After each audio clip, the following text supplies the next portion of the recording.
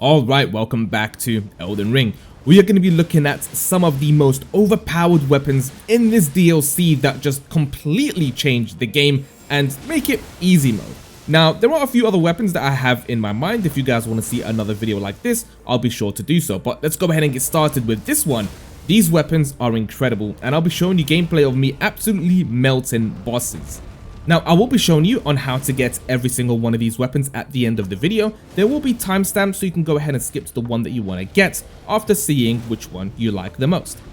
Let's start off strong with the Blood Fiend's arm. Now, have a look at the blood buildup on this weapon. It's 217, making it the highest blood buildup weapon in the game so far that I know of. It is insane. Now, a lot of people may look at this weapon and just kind of like put it in their inventory, not really think about it because it's quite ugly. But let me tell you, this thing hits like a damn truck. It can absolutely melt pretty much anything, any boss, any enemy, base game or DLC. This is insane. And it's actually one of the easiest and quickest ones to get in this entire game because just a single enemy will drop it for you, almost guaranteed. Now, I like to go with the Royal Knight's Resolve and in bleed mode on this weapon and basically just put on the special ability, Royal Knight's Resolve, and just go crazy with the heavy attacks on this weapon. Obviously, it is slower, so you do have to dodge some attacks, but let me tell you, those attacks that you give with the heavy sword attack is uncomparable with pretty much anything in the game. It can deal a serious amount of damage. Let's have a look at another weapon you actually get from the same enemy from the game, and that's the Blood Fiend's Fork. Now, this is a spear / piercing weapon, and yeah, definitely a quicker weapon, and it causes blood buildup up to 138 if you put it in the bleed affinity, but if you put on Occult, that will make it into an A-class arcane weapon. Yeah, definitely making it a top tier weapon in the DLC. Now, I use the Blood Tax Ash of War, just basically having a constant flurry of piercing attacks, and it just destroys pretty much any boss, again, and any enemy, and you can stagger with this weapon pretty well. Next up, we're going to be looking at the Ancient Meteoric Ore. Now, this weapon, when I first saw it, I didn't really think anything of it, but now, as you can see in the gameplay, it's pretty much broken as hell. It's just ridiculous. It causes lightning, white lightning damage with its Ash of War white light charge, which basically just shoots you forward. It does a pierce attack, and if you press it again, it just creates an explosion of lightning damage. And yeah, it causes a stupid amount of damage, pretty much killing, like again, any boss, any enemy. Makes it easy mode.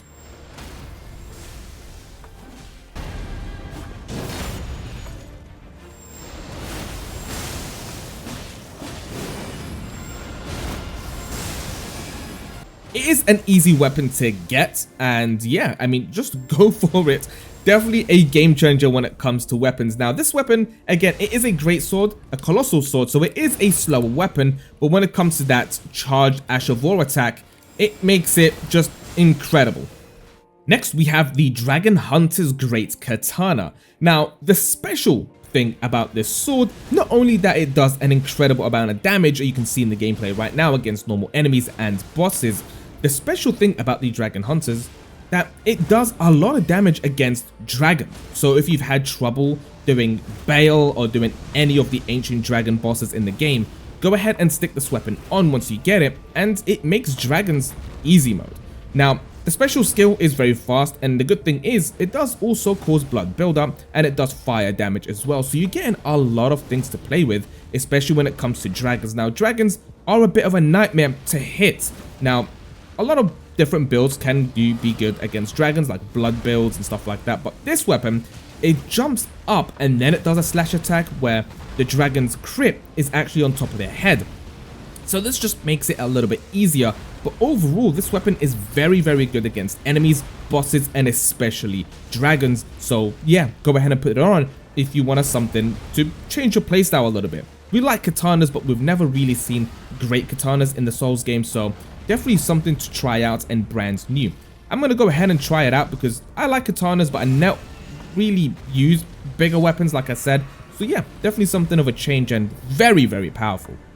Next up is another Great Katana, but this one's a little bit different to the one we've just been through. This is Rakasha's Great Katana, and it comes with a special Ash of War called Wheat Cutter, which makes you basically just keep attacking in a swerving motion, and that actually makes you a little bit harder to hit by enemies because you're constantly moving around. And yeah, as long as you do hold that Ash of War, you constantly hit, and it does cause blood buildup, and it does stagger enemies as well.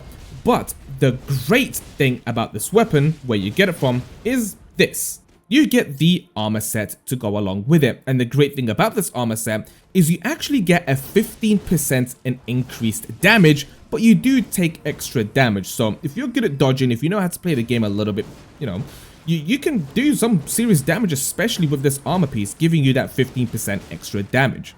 And lastly, we have one of my most favorited weapons in this entire game since I found it, is the Star-Lined Katana.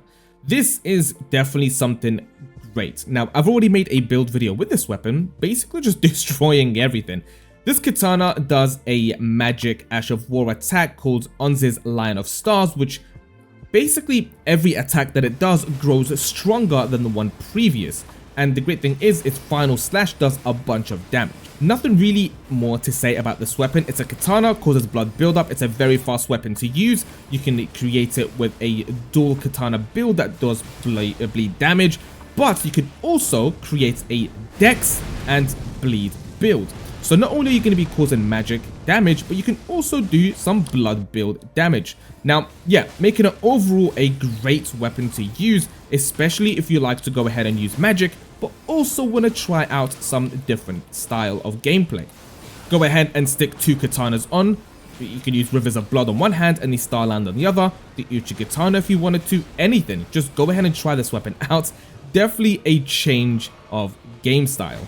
And that is it. That is my recommendations for the top 6 weapons that you should go ahead and get and definitely try out. Each weapon here that we've talked about is different to the one previously, so you have a lot to choose and a lot of different builds to go ahead and try out. Now, my most favorited one is the this one, the Blood Fiend's Blood Arm. Now, just overall, just a nuke of a weapon, especially that blood buildup is ridiculous. 217 just makes it the highest that I've seen in the game. So yeah, go ahead and try some of these weapons out. Show me what builds that you do get. And yeah, overall, definitely something you don't want to miss. Thank you all for watching, and I'll see you all on the next one.